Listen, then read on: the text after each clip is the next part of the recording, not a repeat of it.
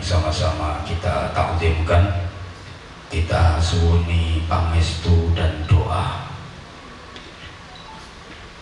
Sahabat saya yang sangat saya cintai, yang kita hormati, kita banggakan, Mas Haji Arif Rahman SIP MSI. Mohon maaf, saya terbiasa panggil beliau dengan Mas, karena menurut saya beliau terlalu tua kalau dipanggil Pak. Bupati Blora, yang mudah-mudahan di bawah kepemimpinan beliau Blora makin maju, makin sukses, makin berwibawa, bermartabat, manfaat, barokah fiddin wa dunya wal akhirah. Forkompimda atau yang mewakili dari Polres, dari Kodim, Kepala Kemenang, dari Kejaksaan, para Kepala UPD, dan seluruh pejabat di lingkungan Pemkab Blora yang sangat saya hormati, para camat, para kepala desa, para ASN, dan seluruh warga masyarakat Kabupaten Blora khususnya yang mengikuti majelis mulia hari ini, yang saya cintai, yang saya hormati, rahimakumullah. Alhamdulillah kita masih dikaruniai kesehatan, kesempatan, kekuatan, semangat, dan insya Allah kita terus berikhtiar agar memiliki keikhlasan supaya Allah Subhanahu wa Ta'ala senantiasa menerima amal-amal kebaikan kita, memaafkan semua kesalahan-kesalahan kita, mengampuni dosa-dosa kita, menyelamatkan kita dari musibah dan bencana dunia, membebaskan kita dari azab kubur, memerdekakan kita dari siksa neraka, dan menggolongkan kita termasuk ahli surganya. Kita menapaki tahun baru Masehi 2022, tentu saja dengan harapan tahun ini jauh lebih baik dari semua aspek daripada tahun kemarin. Menurut Rasulullah, orang yang termasuk minan najihin, orang yang sukses dan beruntung itu yang hari ini lebih baik daripada kemarin, dan punya tekad hari esok harus lebih baik daripada hari ini. Kalau hari ini nilainya cuma sama dengan kemarin, itu minal khasirin, termasuk orang yang rugi, karena nggak ada tambahan kebaikan, nggak ada tambahan ibadah dan pahala. Rugi, jas buka iket belangkon, sama juga sami mawon. Apalagi kalau hari ini lebih buruk daripada kemarin, itu minal halikin, termasuk orang-orang yang rugi dan celaka. Allahumma sholli ala Muhammad. Saya sering sampaikan di berbagai kesempatan, manusia hidup itu pasti mengalami atau menjalani 3 dimensi waktu. Ada masa lalu, ada masa kini, dan ada masa depan. Masa lalu, masa kini, masa depan, telah, sedang, dan akan, dulu, sekarang, dan besok. Ini kalau dalam bahasa sejarah, masing-masing mewakili zamannya. Masa lalu diwakili oleh generasi tua, masa kini diwakili oleh generasi dewasa, dan masa depan diwakili oleh generasi muda. Maka dalam bahasa sejarah, Bapak Ibu, siapakah orang tua? Orang tua itu adalah manusia masa lalu yang masih tersisa di masa kini, yang sudah tidak banyak harapan di masa depan. Siapakah orang dewasa? Orang dewasa adalah manusia masa kini yang sudah lupa dengan prinsipnya di masa lalu, tapi juga tumpul kalau diajak bicara soal masa depan. Sedangkan generasi muda adalah manusia masa depan yang sudah hadir di masa kini, tapi belum banyak beban dan pengalaman di masa lalu. Allahumma sholli ala Muhammad. Ini masing-masing punya karakter. Masing-masing punya karakter.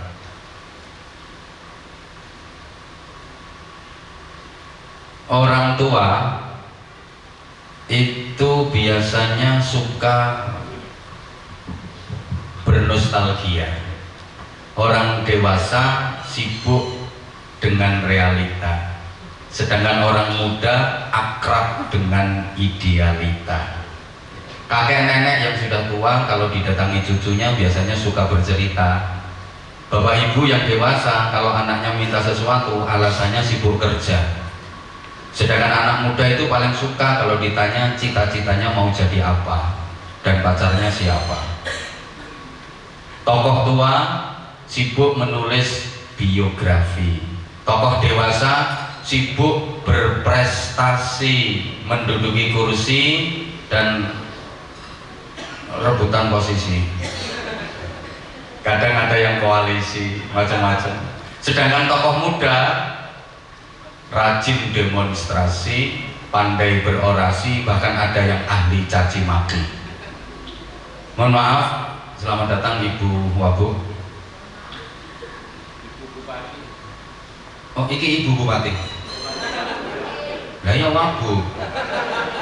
Oh, disalahne.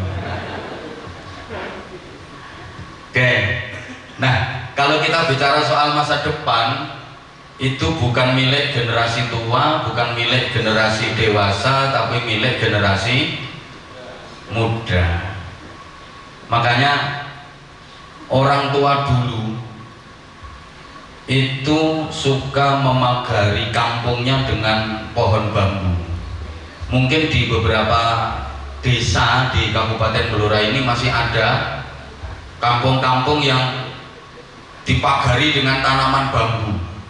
Orang tua kita dulu suka memagari kampungnya dengan bambu. Ini ada satu filsafat yang luar biasa. Di dalam rumpun bambu itu tersimpan kekuatan sejarah yang penuh dengan nilai filosofi. Di dalam rumpun bambu itu ada 3 kekuatan sejarah secara berjamaah, ada 3 kekuatan yang terpadu. Ada bambu tua, ada bambu dewasa, ada bambu muda. Bambu tua namanya tunggak, bambu dewasa namanya pring, sedang bambu muda namanya bung. Nah, maka dulu pada masa-masa perjuangan kemerdekaan, bangsa Indonesia ketika bicara soal masa depan dalam rangka mengusir penjajah, itu yang diajak bukan yang tua, bukan yang dewasa, tapi yang muda. Yang diajak bukan tunggak, bukan pring, tapi bung. Makanya semboyannya mari bung rebut kembali. Nggak ada mari pring rebut kembali. Apa mana mari tunggak rebut kembali, nggak ada. Sehingga di masa pergerakan dulu bangsa kita itu kaya dengan bung-bung bangsa. Ada Bung Karno, ada Bung Hatta, ada Bung Sahrir, ada Bung Tomo, ada Bung Anwar Zahid. Maka Kabupaten Blora ini kalau pengen unggul dan berdaya saing sesuai dengan tema yang diberikan ke saya, Mas Arif aneh-aneh yang gaya tema. Lama beliau mikir, 9 bulan lebih nggak ketemu saya. Ketemu dipaksa kongkon ngaji. Ini sebenarnya saya itu nanti malam ada agenda ngaji di Banjarrejo. Saya konfirm ke beliau terus, yes mesti santai Pak, tak baca ngaji no pendopo. Larang mas, ini mas aku yang mau bacakan. Jadi kalau pengen unggul dan berdaya saing, harus punya spiritnya Bung, harus punya filosofinya Bung. Paling tidak Bung itu mempunyai 3 karakter. Coba kita kembali ke masa anak-anak dulu yang masih suka dolanan Bung, suka keluyuran, kelutusan, main-main di barongan, di pring-pring. Bung itu punya 3 karakter. Pertama, Bung itu tegak dan runcing, jejeg tur lancip. Itu sifatnya Bung.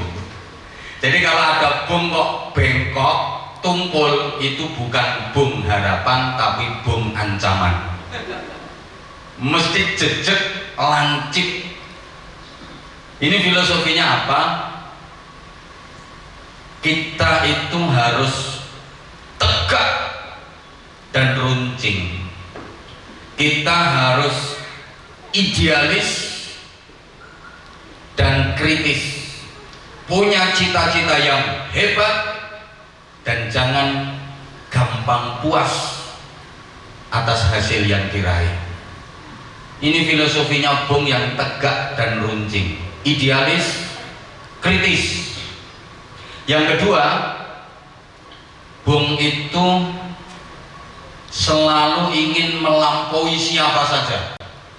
Jangankan tunggak yang sudah lapuk, pring yang menjulang tinggi harus bisa dilewati, harus bisa disalib. Ini maksudnya hidup dan kinerja kita itu harus dinamis, kreatif, dan produktif. Kabupaten Blora harus bisa melampaui kabupaten manapun, harus bisa menyalip kabupaten manapun. Kayak prinsipnya Bung itu. Oke, dia mungkin baru tumbuh, tapi cita-citanya sungguh hebat.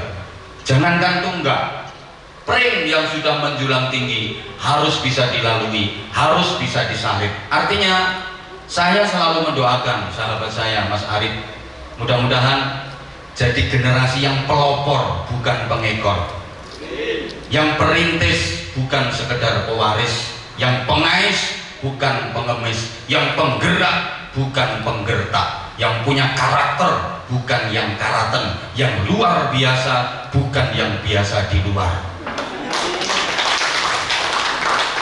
Nah, ini mampu mengimplementasikan ulul albab tadi, ahli zikir, ahli fikir, ahli ikhtiar, sensitif, kreatif, dan produktif, sehingga mampu menghadapi sekaligus menyelesaikan masalah moralitas, kreativitas, sekaligus kriminalitas. Yang ketiga, angel ini bro, gak ini ya gak larang. Yang ketiga, Bung itu punya selubung yang tebal, terus bulu-bulunya halus tapi tajam. Ini orang Blora ngarani apa nggih? Lugut. Itu senjata. Kalau selubungnya Bung itu namanya apa? Slumpring nggih. Ayah, slumpring. Lek tiyang Bojonegoro mastani slumpring. Jadi Bung itu punya apa ya? Yaitu slumpring, jaket yang tebel, terus bulu-bulunya halus tapi tajam. Ini artinya apa? Eksklusif. Gue ngerti tuh orang eksklusif, tapi protektif. eksklusif dalam rangka protektif, bukan eksklusif dalam rangka angkuh, bukan eksklusif dalam rangka sombong, bukan, tapi eksklusifnya untuk memahami potensi diri, untuk memahami kekuatan internal, bahwa saya masih rapuh, nanti kalau kidekan saya bisa meletet, saya masih belum siap untuk terbuka, sehingga agar proses saya bisa berjalan dengan aman, saya harus membungkus diri saya dengan pertahanan yang kuat. Nah, ini penting. Tiga hal ini kalau menjadi semangat kita, insya Allah kita akan unggul, kita akan punya daya saing. Allahumma sholli ala Muhammad. Sehingga di sini perlu kekompakan, perlu kebersamaan. Sehebat-hebatnya Pak Bupati, tanpa didukung oleh panjenengan semua, remek. Makanya Rasulullah Shallallahu Alaihi Wasallam menyabdakan, qiwamud dunya bi arba'ati asya. Ini hadis sudah sangat terkenal, sering diuraikan oleh para kiai, para ustadz. Saya hanya ingin mempertegas saja. Tegaknya dunia menurut Rasulullah itu jika ditopang dengan 4 unsur. Dunia ini akan menjadi tegak, negara akan menjadi kokoh, provinsi akan menjadi kuat, kabupaten akan menjadi hebat kalau ditopang dengan 4 pilar. Yang pertama, bi'ilmil ulama, dengan ilmunya para ulama. Yang kedua, bi'adlil umara, dengan keadilannya para pemimpin. Yang ketiga, bisakhawatil aghniya, dengan kedermawanannya orang-orang kaya. Dan yang keempat, bida'watil fuqara, dengan doanya orang-orang fakir. Ini 4 pilar utama tegak dan kokohnya satu organisasi, satu pemerintahan, termasuk Kabupaten Blora. Mudah-mudahan 4-4-nya ini bisa tercover. Amin Allahumma amin. Yang pertama, bi'ilmil ulama, dengan ilmunya para ulama. Bapak dan Ibu serta saudara-saudara yang saya cintai, yang saya hormati rahimakumullah, ulama itu kata jamak dari mufrad alimun. Kata tunggal alim, artinya orang yang pinter, orang yang mengerti. Jadi kumpulan dari orang-orang pinter, orang-orang yang mengerti, orang yang mempunyai pengetahuan dan kemampuan lebih sesuai dengan profesi dan bidangnya masing-masing. Paradigma pemikiran masyarakat kita, ulama itu sering diidentikan dengan tokoh agama, sering diidentikan dengan orang yang alim di bidang ilmu agama saja. Padahal kalau kita lihat dari terminologi bahasa, aku kok malah gua ya omongan gue. Ya soalnya sing dihadapi kalangan ngene-ngene iki. Siji karo awak-awak ya kudu rada menggaya diri. Kalau dilihat dari terminologi bahasa, siapapun, apapun profesinya, asal punya kepandaian, punya pengetahuan dan kemampuan lebih di bidangnya, itu masuk kategori ulama. Oke, kalau punya kepinteran, pengetahuan dan kemampuan lebih di bidang agama, dan namanya ulama agama, biasa disebut ustadz, kiai. Kalau di Banjar, Kalimantan namanya tuan guru, kalau di Sunda namanya ajengan, syekh, macam-macam. mempunyai kepintaran, kepandaian, pengetahuan dan kemampuan lebih di bidang ekonomi, namanya ekonom. Berarti ini ulama ekonomi.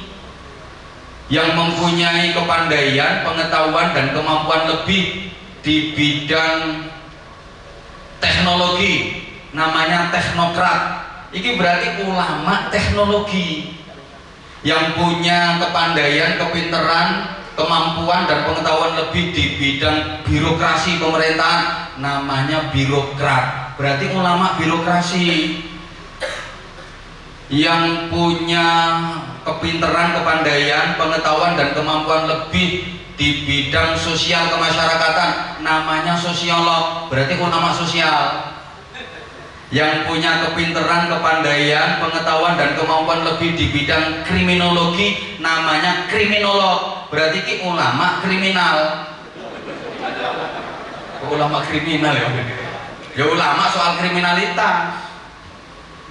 Yang punya kepintaran, kepandaian, pengetahuan dan kemampuan lebih di bidang politik, namanya politisi.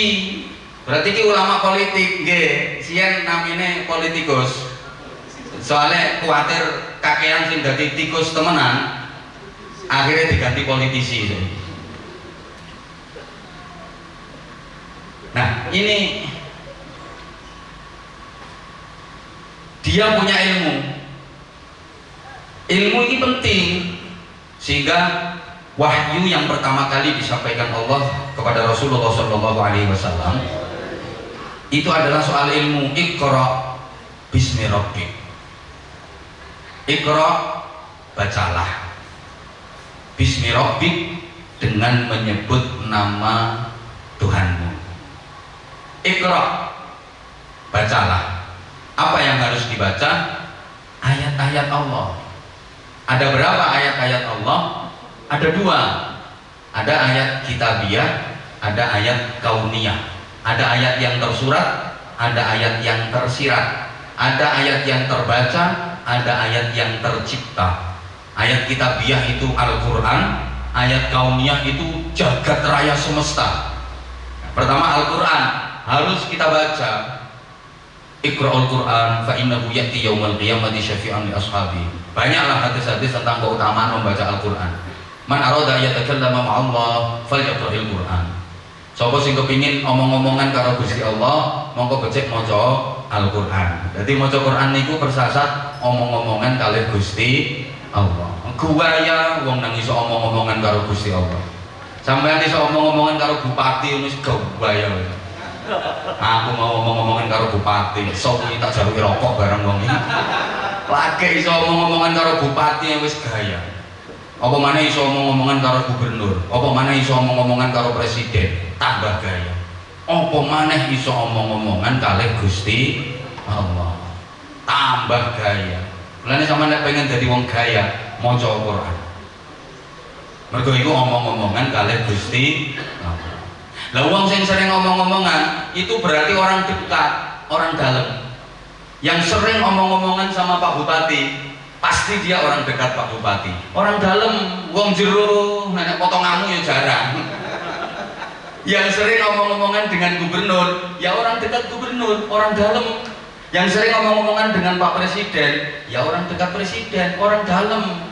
Ini sering omong-omongan sama Allah, berarti jadi orang dekatnya Allah, orang dalam. Pantes orang yang ahli membaca Al-Quran itu besok di akhirat nggak usah repot-repot cari alamat surga. Baru bangkit dari alam barzah, itu wis dijemput panitia teko swarga, dituntun dijak nang swarga. Enak ana sing nuntun.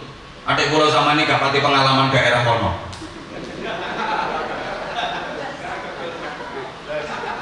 Gak iso kan kayak katanya gawe Google Map, katanya gawe GPS, gak iso ngono. Lagi ono sing jemput. Lek kepengin ngono carane ya apa? Caranya rajin baca Al-Qur'an. Dah.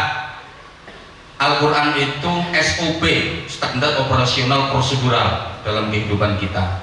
Kalau di mobil itu ya kayak GPS. Tahu GPS? Nek GPS-mu kan gunakan penduduk setempat. Dipasang di dashboard mobil itu bukan untuk gengsi tapi sebagai fungsi. Tuh, kalau di jalan raya itu ya rambu-rambu itu Al-Quran. Dah, yang kedua fenomena alam, jagat raya semesta. Ini ayat-ayat Allah yang harus kita baca. Bumi, ayat Allah harus kita baca pakai ilmu namanya geologi, geografi. Binatang, tumbuh-tumbuhan, ayat Allah harus kita baca pakai ilmu namanya biologi.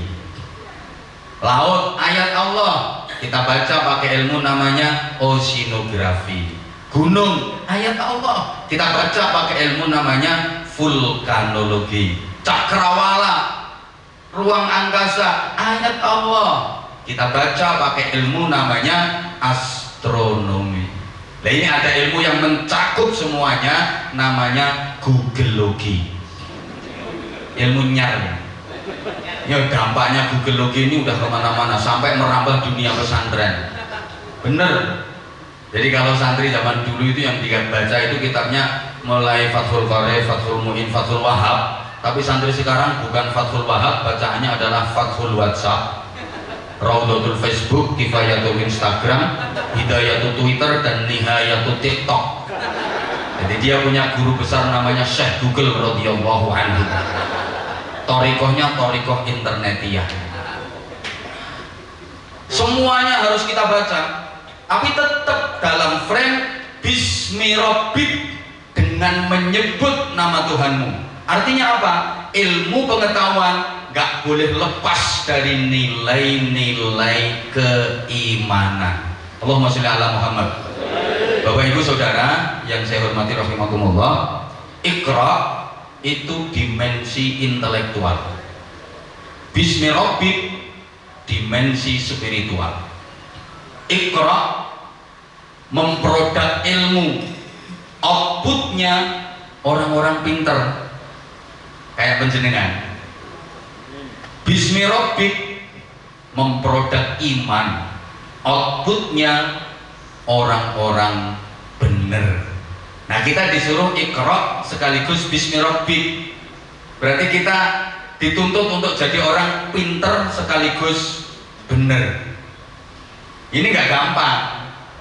Saya punya dalil yang sering saya sampaikan di mana-mana. Laisa kullu pinterin beneran, walaisa kullu benerin pinteran. Tidak semua orang pinter itu bener, dan tidak semua orang bener itu pinter. Nah, kalau bisa jadi orang itu ya pinter ya bener, ya bener ya pinter. Tapi ini susah. Kalau suruh milih salah satu, daripada jadi orang pinter tapi gak bener, mending jadi orang bener meskipun gak pinter. Karena meminterkan orang bener itu jauh lebih mudah daripada membenerkan orang pinter. Minterno wong bener itu gampang, wongnya wis bener, tinggal minterno saja. Lah orang bener itu dipinterno manut, tapi benerno wong pinter angel, karena dia merasa udah pinter. Apalagi rata-rata orang pinter itu punya kaidah sendiri, namanya kaidah ngeyeliyah. Ngangel. Kayak sampean-sampean ini kan pinter-pinter, dibenerno ngangel. Ngangel. Serius.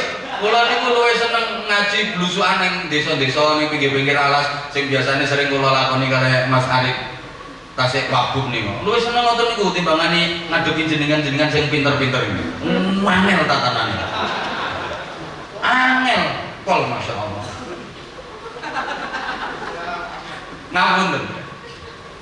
Orang pinter kalau nggak bener punya potensi ngerusak bekakas. Allahumma sholli ala Muhammad. Innama ahlakas syayyana ahlu. Ternyata memang bener. Sing ngerusak sembarang kalir niku ya wong sing ahli di bidangnya. Sing ngerusak bekakas niku mboten wong bodoh tapi wong pinter. Makanya saya berani bersumpah demi Allah, yang merusak hutan di negeri ini bukan orang hutan. Sing ngerusak alas itu duduk ketek. Tapi Tapi wong pinter-pinter sing kelakuane luwih elek tinimbang kowe ngomong kethek aja karo nyawang aku. Nggih, yang merusak laut itu bukan anjing laut. Bukan.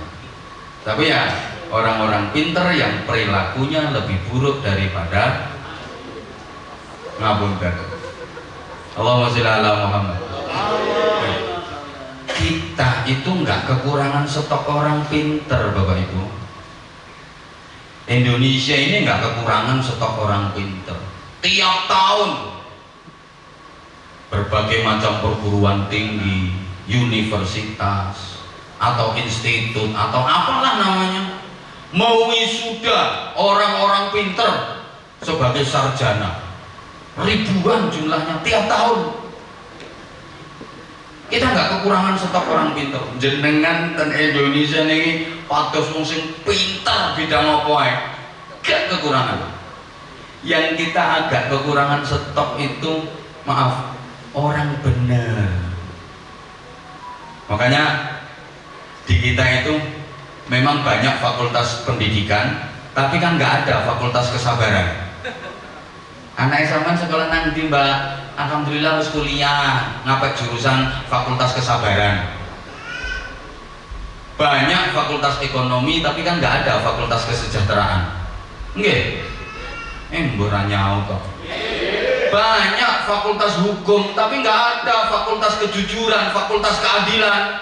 Makanya jangan kaget kalau ada pakar hukum terlibat kasus hukum, kadang jadi maklar hukum, akhirnya dia sendiri yang dihukum. Banyak kok fakultas dakwah, tapi nggak ada fakultas keikhlasan. Ojo kaget ono wong bar ceramah mulai gak disangoni gremeng. Jadi Mas Arif tolong hari ini keikhlasan saya jangan diuji. Ya, karena sudah teruji. Sudah teruji.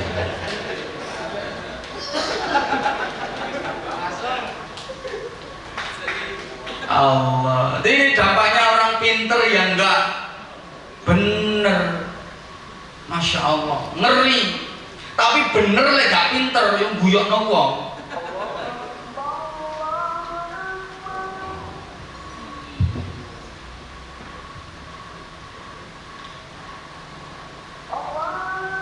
Iki maksudnya sampean, Mas?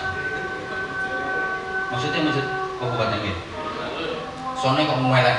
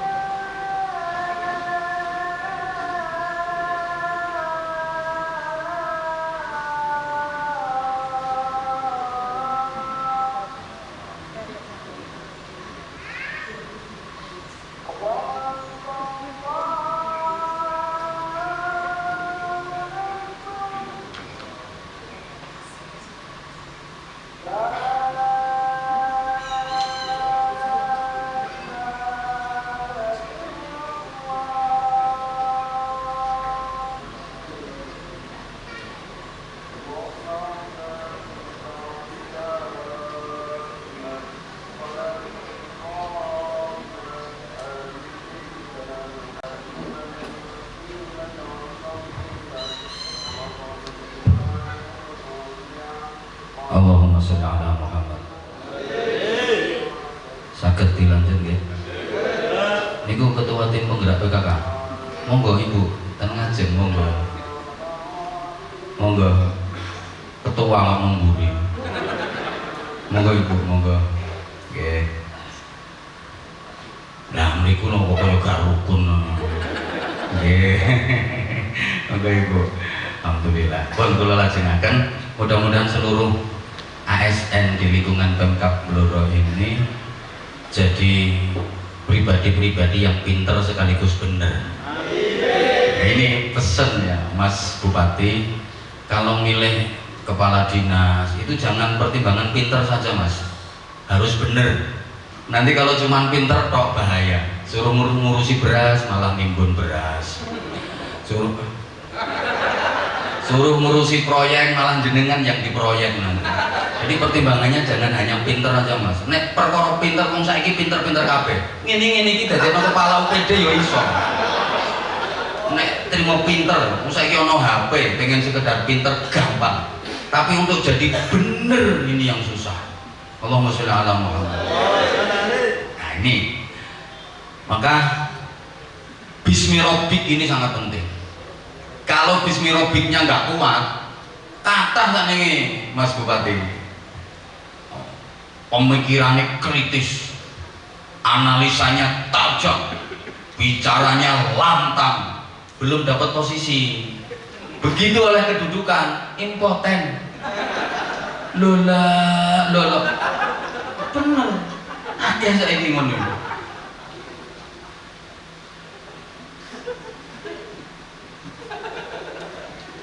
Kan ini kata kok ngoten iki. Makanya dengan Bismirabbik ini setidaknya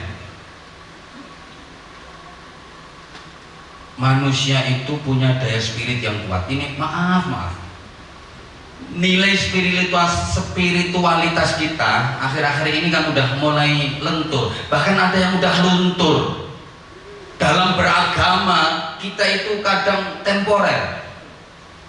Di masjid Islam, di luar masjid wis gak patek Islam. Akeh saiki. Salate kaya khusyuk-khusyuk, takbiratul ihram sampai melungker-melungker. Allahu akbar. Mudhun ke masjid nyolong sandal. Iki areke klambi badak. Lu bener lek muter tasbih. Ora Sulastri ga. Sulastri ini wis rabi saiki. Cek apale iki berarti fan iki.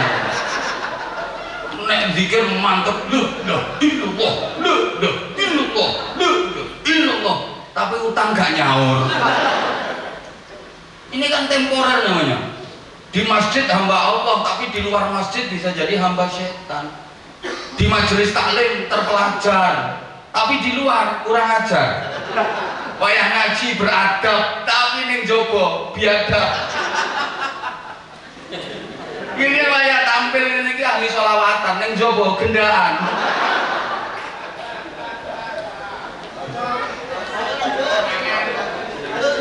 Jadi ini namanya kan bukan hanya lentur, tapi udah luntur.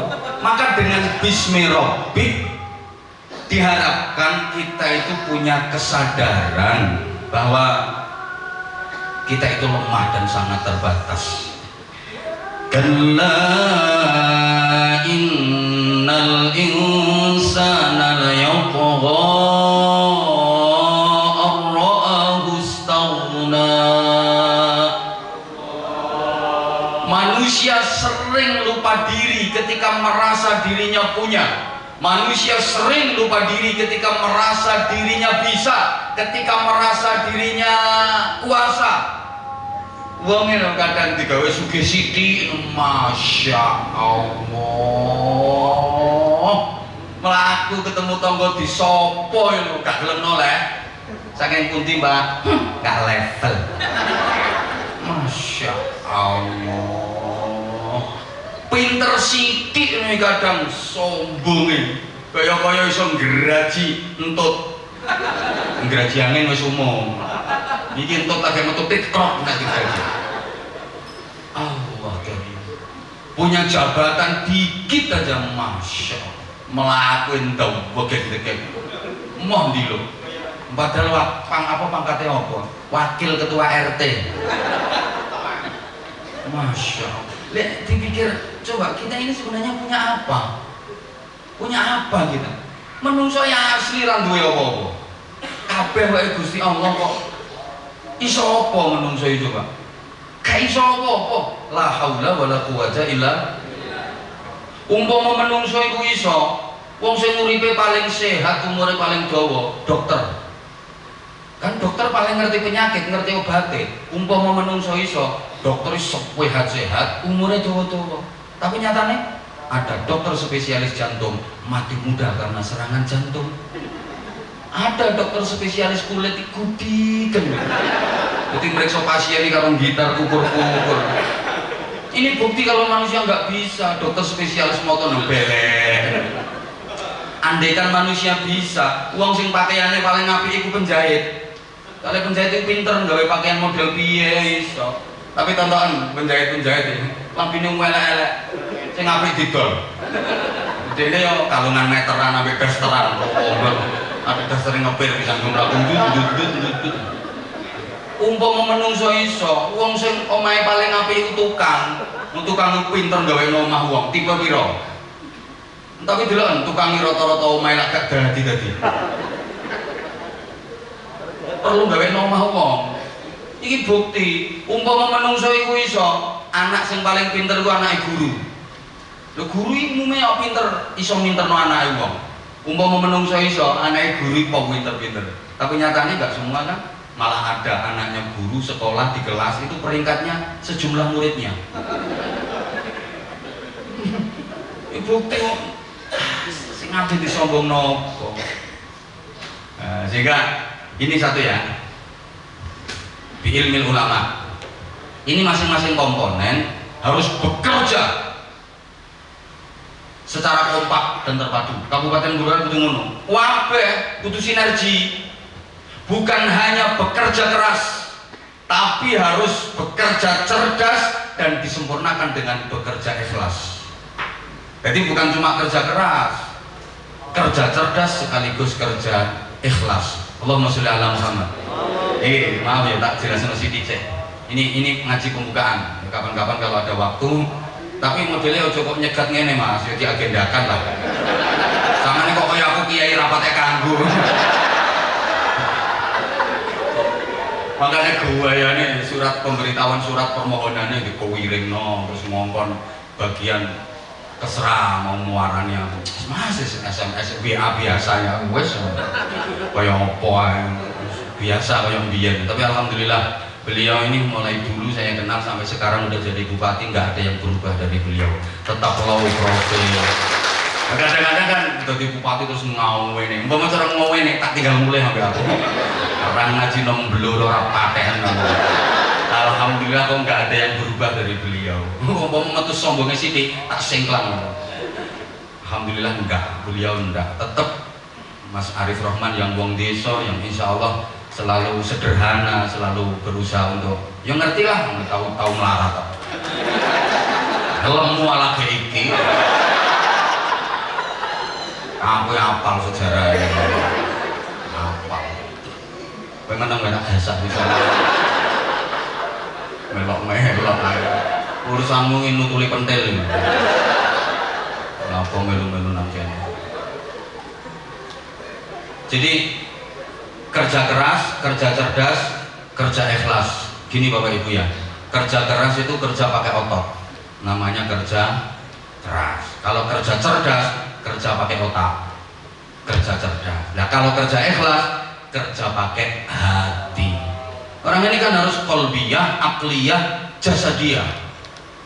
Jadi raga, rasa, rasio ini harus terpadu. Jadi wong ini ya pinter olahraga, pinter olah rasa, pinter olah rasio, sensitif, kreatif, produktif tadi. Ahli dzikir, ahli fikir, ahli ikhtiar, takwa, cerdas, terampil, ngerti, pinter, tur prigel, sregep zikir, pinter mikir, gelem dangir, gelem malir, gelem nyupir, nek duwe musuh wani melintir. Lagi yang maksudku mampu menghadapi masalah moralitas, kreativitas sekaligus kriminalitas. Jadi bisa kerja pakai otot namanya kerja keras, bisa kerja pakai otak namanya kerja cerdas, bisa kerja pakai hati namanya kerja ikhlas. Ini angel loh, ngolah kata model ini angel.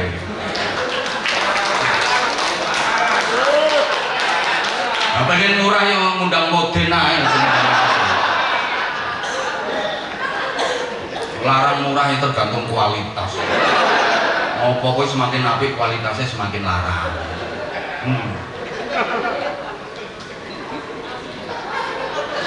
Kerja keras itu kerja pakai otot. Orang itu kalau cuma kerja keras hasilnya hanya pas.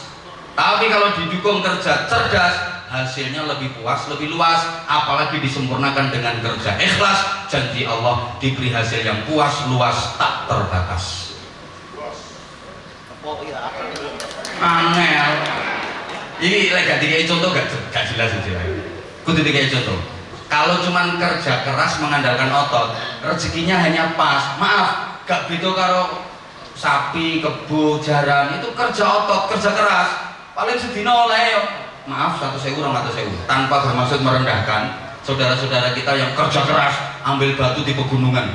Waktu kau wedi gede, gerajik keringat meruntuh sak jagung-jagung paten tangan. Waktu kau wedi gede, emang dia kerja pakai otot, kerja keras, hasilnya pas 1.000 200.000 mentok. Tapi kalau mau kerja cerdas pakai otak kayak dokter, enteng juga waktu cilik 200 juta kan jadi ambil batu ginjal karena dia kerja pakai otak lebih luas. Apalagi